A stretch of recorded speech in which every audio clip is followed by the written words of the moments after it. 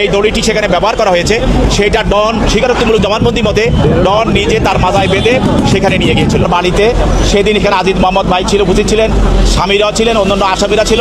তাকে প্রথমে তার নাকে মুখে ক্লোরোফর্ম দেওয়া হয়, ক্লোরোফর্ম দিয়ে তাকে অচেতন করা হয় এবং তার অচেতনটাকে তাকে আরও গভীর করার জন্য, নিশ্চিত করার জন্য তাকে ইঞ্জেকশনও দেওয়া হয়।